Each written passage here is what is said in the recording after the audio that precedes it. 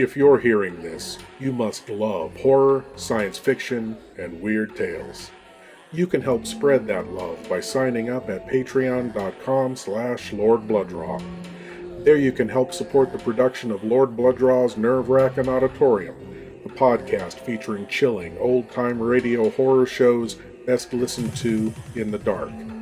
Lord Blood-Rah's Wrackin Theater, presenting the best, worst, and wildest horror and science fiction films ever made.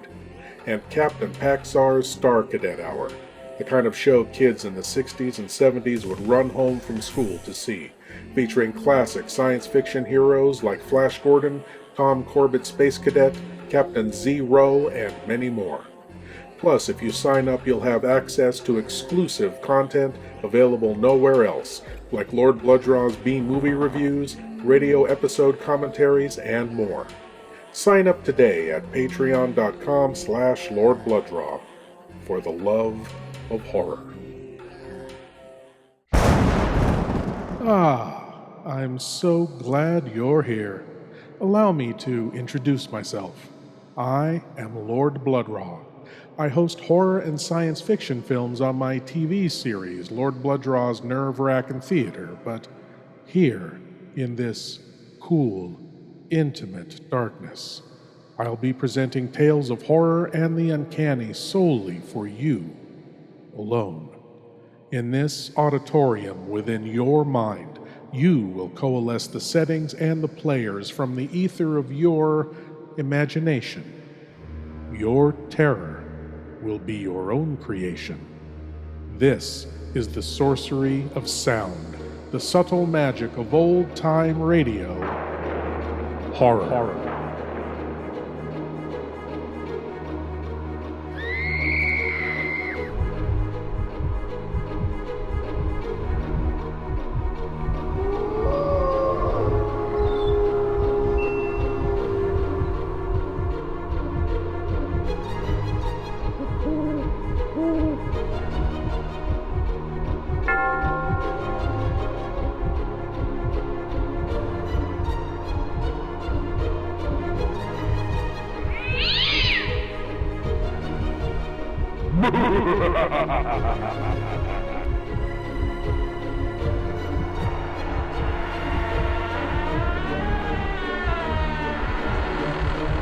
Please leave your eyes at the door.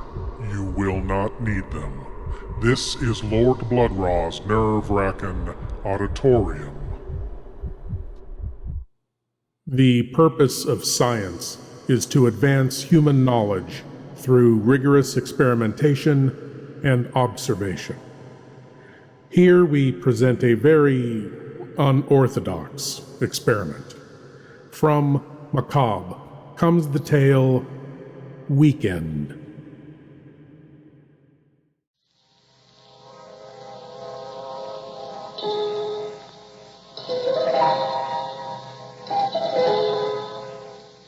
Man lives in a world of time and space. He lives in a spectrum of the universe. When he ventures beyond this limit, he is in the unknown, a realm where strange forces are brought into play. When man attempts to misuse these forces, he is sometimes destroyed. This is Macabre.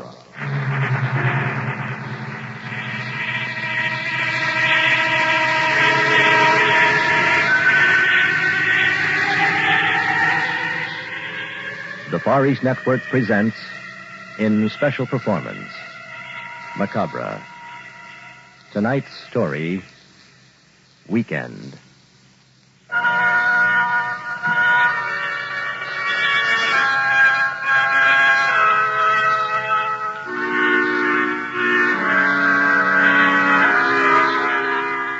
I can hardly stand to think about it. Such a horrible nightmare. Keep telling myself, maybe it'll help to talk. Try to remember.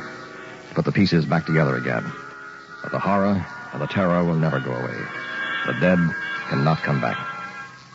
It all began, I believe, about 2 weeks ago. The night of the medical students' graduation party held at the home of my fiancée, Gloria Dubonnet. Ray Stapleton, John Tyler, Gloria, and I were the honor guests. Also, our instructor, the well-known experimental scientist, Dr. Peter Tortano. Tortano and I didn't exactly get along. He suspected I knew too much about the Gaylord case, which connected him with experiments on a hidden island.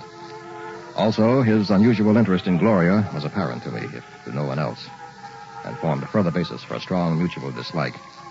Tortano didn't think that I qualified as a medical student, but he had to admit I'd passed the exam, so here I was. The party was in full swing when I arrived. Everyone was glad to see me, except Tortano. Hi, Jeff, what held you up? No party at all without the three of us together, eh, John? Gosh, no. Hi, Dick boy. We thought you weren't coming. Got to have the old team together before the fun starts. Right, Hope. Look, you chaps, come closer. I have a bit of news to tell you. Say, Ray, you sure got the big... Shoot. What is it, Ray? It's like this. Tortano's about to spring a surprise on us. Killing. You know how tight-fisted the old goat is. Well, he wants to do something for his prize grabs. Nothing extravagant. Just a weekend at his place, or something like that. What place? I don't know exactly. Couldn't be his small room at the university, so it must be his other deal. The one on the island? Yes, I suppose you're right. The island? Gosh, do you really think he'll take us out there? I don't know of anyone who's ever seen it. Now, don't let on. I told you about it. Wow, Tortano's Island Retreat. They say no one else has ever been on the island, and that he spends his weekends out there all alone. Doing what, I wonder? Oh, I don't know.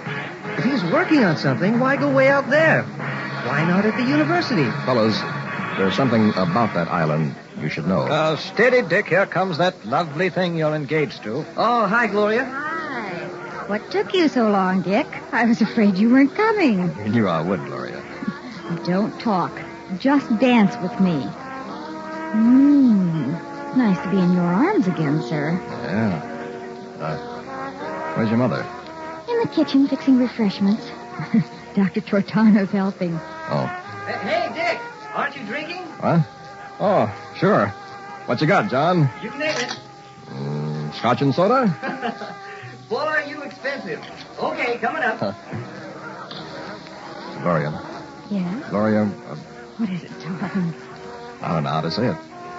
I still have my internship, and there won't be much money. Don't talk. Just dance. We'll be married as soon as you like. Oh, darling. I love you so much. I say, break it up, you two. You'd think you were the only ones at this party. If you don't mind, I'm cutting in.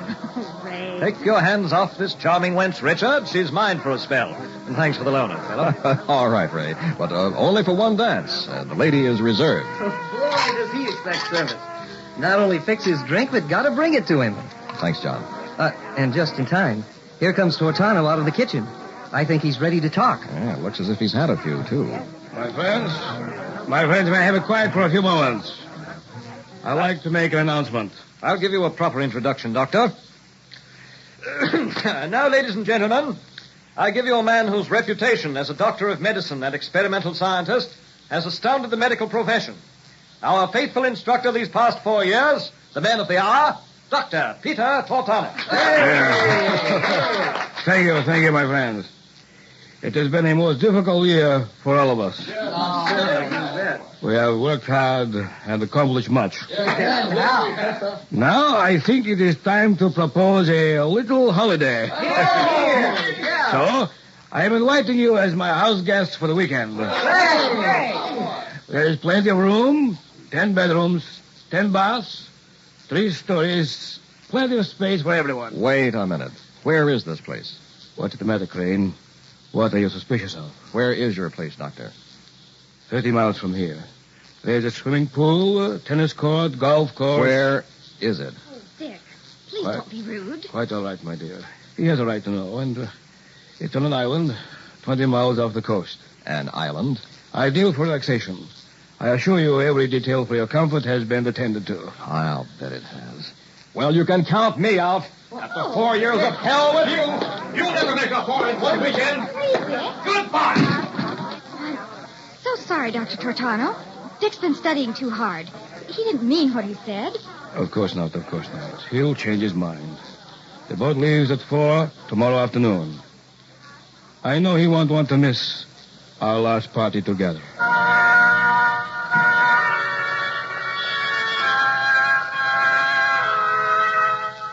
I knew Tortano better than the others. This was no idle plan. Tortano never wasted time in relaxation. He often said, you have to make every minute count if you want to achieve success. I finally went to my room and to sleep.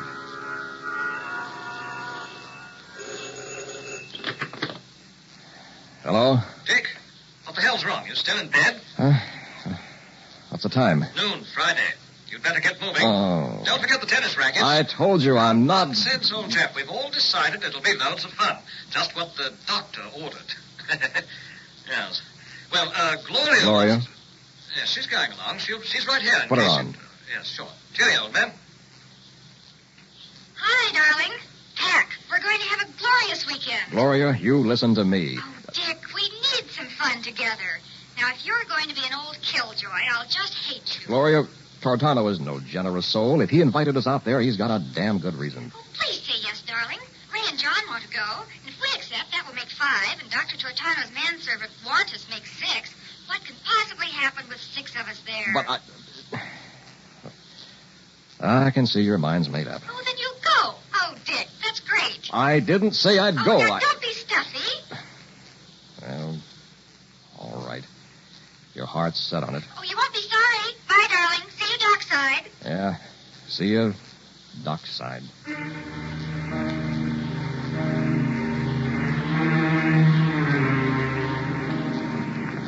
Tortano stood in the bow of the boat like some self-satisfied Pied Piper. Rain clouds were gathering for a squall as the motor launch streamed through billowing waves toward an island looming on the horizon. It was growing dark. A faint light flickered among giant trees, taking form in the distance. We landed about 6. It was pitch black, but I could tell by the flashlights that we were surrounded by massive oak trees laden with Spanish moss. We followed Tortano down a gravel path toward a large brick structure taking shape in the gloom. The storm broke as we reached the veranda. Tortano led us into a stately parlor where Wildest, the West Indian manservant, began to stack our luggage neatly in a corner. Wildest was a short, weather-beaten little man who never removed the black Quaker hat from his head. He kept glancing back, as if he suspected something were creeping up behind him. Well, here we are, all safe and sound. Bedrooms are on the 2nd floor. I suggest you freshen up and meet in the banquet hall promptly at 8 for supper. Even though we had just arrived, a feeling of uneasiness began to reach the others. There were 10 bedrooms, divided evenly by a hall running the length of the building. I selected one across the hall from Gloria. I just shut the door when someone knocked. Dick, may I come in? Oh, yes, Ray. Here's your grip, old man. Wantus brought them all upstairs. Mind if I join him? No, I don't. Yeah. Palace fit for a king. Looks like one of those plantations you see in the flicks. But this cost the old boy a pretty penny. You know, I've been wondering, Dick, where Tortano got the money to buy this place. I believe he inherited something from his father. Since he didn't make it himself. Might have. He's a capable man, Ray. He's a doctor, an experimental scientist. Enough money in that, I suppose. But ever since the Gaylord case... They never proved anything. Tortano didn't do that. Well, there was no reason for her to die. Even I could have saved her. Dick, don't hold something that may not be true against anyone. I'm not.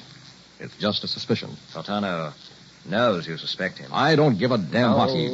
Very well. So you dislike each other. Forget it. Let's get ready for supper, Ray. Meet you downstairs. Righto. If it's any consolation, I'm with you on one thing, though. What's that? This weekend out here... Yeah? Can't put my finger on it. But I don't think it was planned for fun.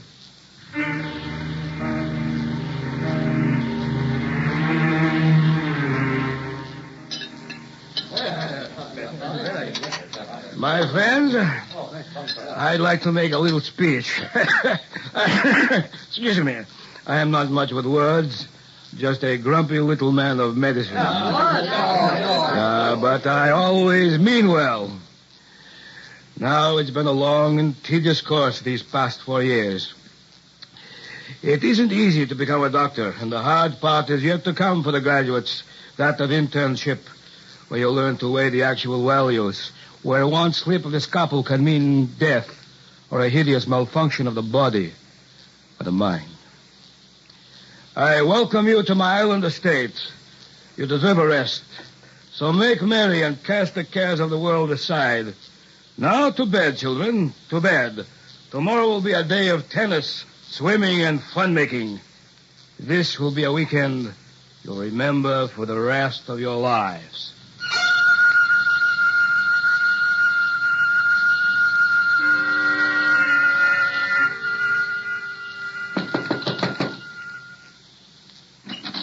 Hi. Aren't you sleepy? No. Come in. My bedroom is across the hall. Just wanted to say goodnight. Please do. Gloria. Darling, I love you so much. Let's be married right away. Dick, you're so impetuous. But I accept. Good.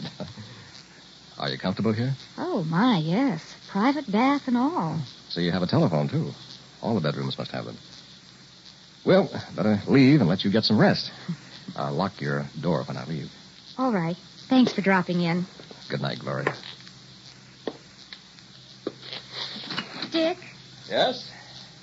lock your door, too. Oh, come now. This is a weekend of fun and relaxation, remember? Don't laugh at me, Dick. I'm really just playing it safe. Oh, sure. Good night, darling. Good night, Dick. And please, lock it.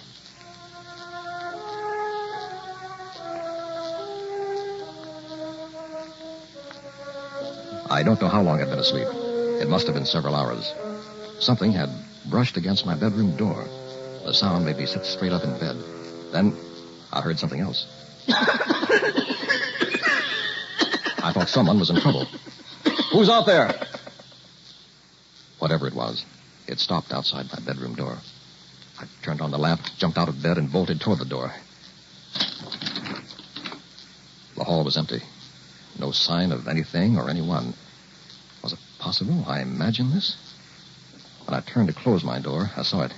A dark form bobbing in a doorway at the end of the hall. I say, Dick, is that you? It was Ray Stapleton. Strange sound I just heard. My word, Dick, did you hear it, too? Hey, you guys. What's going on around here? Who was strangled? Wow, what a gagging cough. What's the matter? Is anything wrong? Gentlemen, what's the commotion about? You're disturbing the entire household. Now, hold on, Doctor. We were just trying to find out who was doing all that coughing here in the hall a moment ago. Coughing? Nonsense. Must be your imaginations. You're all here, and you look mighty well to me. Wait a minute. Where's Wildest? He's missing. He could be the one. Wildest is standing directly behind you, John. Is there trouble, Master? No, Wildest. Nothing at all. Now go back to your bedroom and remain there the rest of the night. Do you understand? Back to bedroom? Yes. Immediately. Aye, Master. Want us not come out again. Good night, Master. But, Dr. Tortano, the coughing. Strictly imagination, I tell you. But I heard it, Doctor, and so did the others. There's no one else on this island. So just who do you think it might be? Yes. I see what you mean. Imagination is a powerful thing. So much so that under certain conditions, strong stimuli can compel you to think you have actually experienced something that didn't happen at all. Remember, this is the 20th century.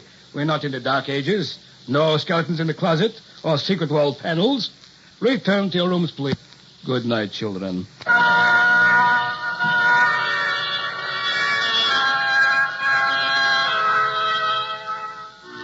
I didn't sleep the rest of that night. I'm certain the others didn't either. They were losing their enthusiasm for the weekend. The next morning, after breakfast, I went for a walk on the beach with Gloria. It wasn't long before Ray and John caught up with us. Dick. I want to talk to you. Hi, fellas. You sleep well? Don't rub it in, Dick. Gosh, no. We in the first place. That's what we wanted to... You'd like to give up and go home today. Is that what you mean? Yes, and all you're making it devilishly difficult. Now, I think we might still salvage a sporting time here. After all, nothing's really happened. But there's been dissension at this party ever since it started. And now there's a feeling of unpleasantness. We can't leave the island. Hey, what do you mean? Wildest took the boat back to the mainland this morning for emergency repairs. And he won't be back until tomorrow. He did. Wildest has the only boat. There's no other way back to shore. So we just have to make the best of it. Dick, I'm with you. I don't think I like old Tortano. Fine kettle of fish. The island's the kettle, and we're the fish. And Tortano's the fisherman. Break it up. Let's go back to the house. I have a hunch. I think we'll soon know what this is all about.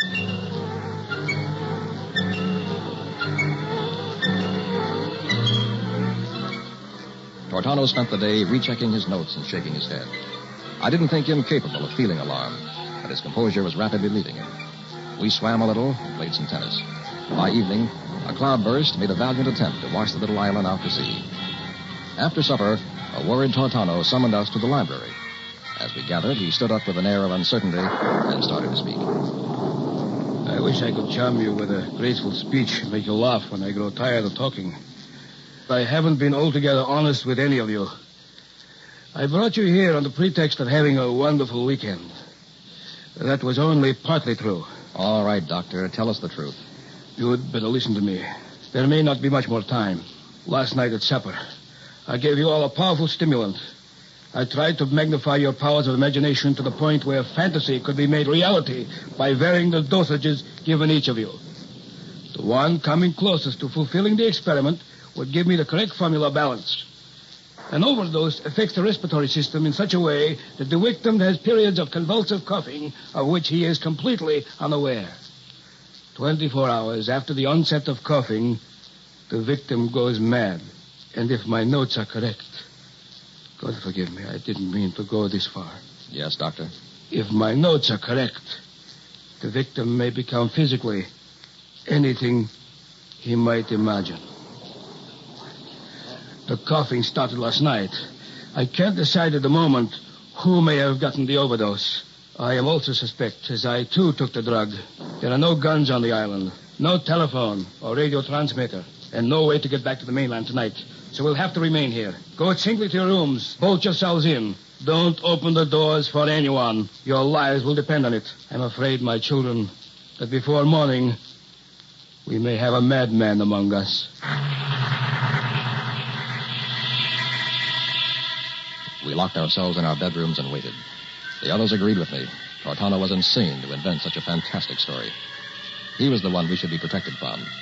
We were completely at his mercy. Our only chance was to humor him until Wildest returned with the boat and escaped to the mainland. I must have fallen asleep. The storm had subsided to a whisper. Something had awakened me. What it was, I don't know. I lay there in the dark, scarcely breathing, waiting. There was no sound of any kind. Could I have imagined it? Maybe I should get up and look. Perhaps something was waiting for me to go back to sleep before attacking.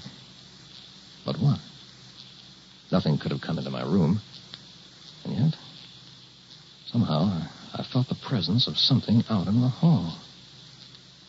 Just some sound, some clue as to what it might be. All I could do was lie here and wait for an unknown thing to happen at any moment. I waited and listened. I knew it was out there. Then, there it was. It's trying to scratch open my bedroom door. I reached for a bronze poker on the night table, got out of bed, and tiptoed to the door. It was on the other side. I could hear breathing. Don't open the door, I told myself. It's just outside waiting for me to do that. Even with a poker, I might be no match. Then it occurred to me that it wouldn't be waiting unless it knew a way into my bedroom. Of course, it was coming in to get me. What about Gloria across the hall? Had it already been there? I decided to act. You, out there. I'm opening this door. If you're still there, I'll kill you. What's that? All lights are out. Pitch black. Something padded off on 4 feet. God, it smells like a cat. It's so dark I can't see my hand before my face. I've got to get across the hall to Gloria. Judging by the way it bounded off, it must be at least 15 feet away. If only had a flashlight. Can't see a thing. Easy does it now. Keep the poker swinging in a circle. That should keep it from creeping up on me. But here's Gloria's door. Gloria, open your door. Is that you, Dick? For God's sake, yes, hurry. Are you all right, darling? I think so. What's the matter, Dick? The thing is right across the hall. The thing? Yes, whatever it is, it's after us. I was afraid it might have tried to get you. Quick, your phone, where is it? Right by the bed. Oh. What are you doing? Call the others. The one who doesn't answer is out there. Some creature. Set more light, will you? Oh, yes. Really now? It's the middle of the night. Ray, something's wrong. You okay? Yes, I'm quite all right. Good. Meet me in the library in 5 minutes. Ray's not the one. Try John next. maybe. Hello? John, you all right? Oh, hi, Dick. Sure, why? Can't talk now. Meet me in the library in 5 minutes. Pretty well cinches it.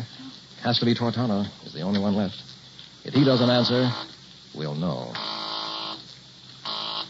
Hello, Tortano here. Oh, no.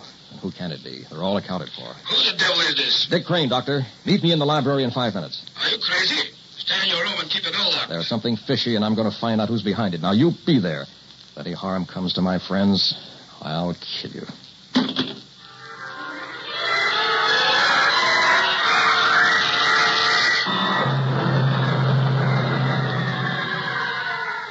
We're not safe together in the library. And I don't believe a word of your wild story. It's true. One of you tried to scratch open my door. You imagined it, Dick. Here we all are, as chipper as ever. Pretty obvious whatever was supposed to happen hasn't yet. It happened to someone. Impossible. We're all still sane. There's no one else on the island. This took place in your mind, Dick. Now let's all go back to our rooms and try to get through the night. I'm wasting my time with you. All right, I'll stay with Gloria and protect her. But you'd better lock your doors because someone is going to try them. Say, Dick is certainly overwrought. He couldn't have been right, though, since we're all so healthy. Dangerous situation now standing here together. Let's return to our rooms. Well, maybe nothing will happen. It could start momentarily. I strongly advise separating immediately. Wait. Hold out your hands. What? I just remembered. It's been 24 hours. There is a certain symptom at this time. The victim's fingernails will have a bluish tinge. We can tell who it is. Quick, look at your hands. Hold them out. What do you see? Here are mine, Doctor. Normal. Are mine okay? Yes. What about yours, Doctor? Take a close look. I'd say they're all right. That means Good Lord, it's Dick or Gloria. they've gone to Gloria's room together. We've not a moment to lose. Come quickly with me.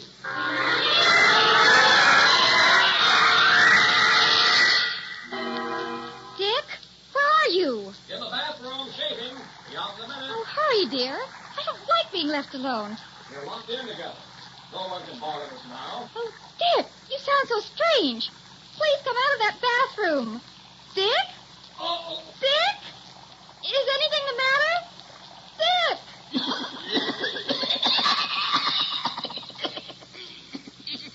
Oh, that cough. In this room. Oh, no. Not Dick. Can't be Dick. I won't believe it. Can't be. Gloria, Dick, open this door. Do you hear? Who is it? Look down low. I lock this door immediately. Oh, where is my key? Gloria, what are you doing? Nothing, Dick. Open this door. Get away from that door, Gloria. My key. Where is my key? You'll like to depend upon it. Open the door now. Oh, here it is. Just a moment, Dr. Giordano. I'm warning you. Don't go near the door. Coming. Hurry, unlock the door. Don't do it, Gloria. Get away from that door. Keep away from me, Dick.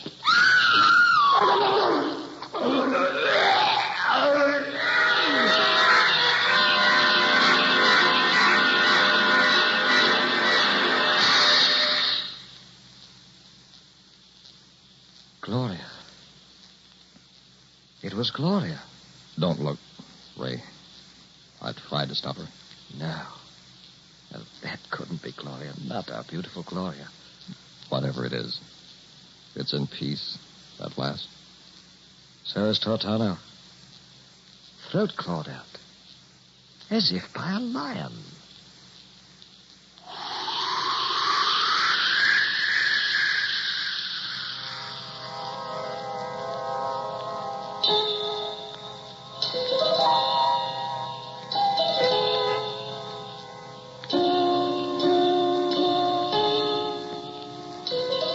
You have just heard Macabre, a special Far East Network presentation.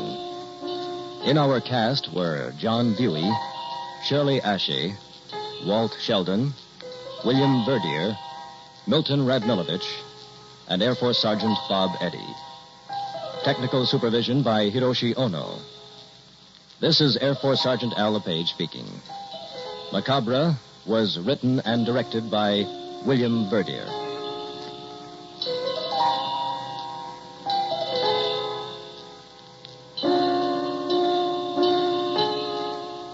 Macabre comes to you each week at this time through the worldwide facilities of the United States Armed Forces Radio and Television Service.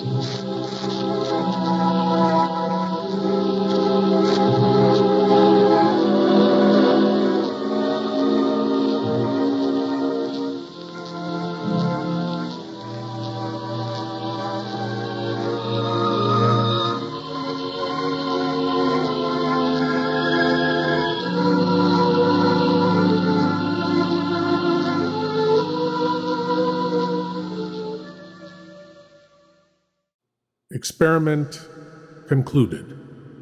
Results mixed and unfortunate.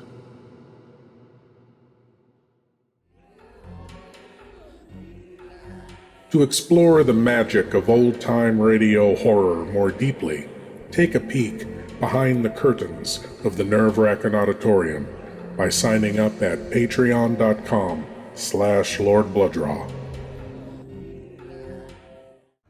Thank you for joining me in the Nerve-Wrackin Auditorium, and I hope you'll come again. But now it's time for you to rejoin the, real world. I am Lord Blood-Rah, and I'll be waiting here for you in the shadows of your mind until the next time you seek the darkness. Good night.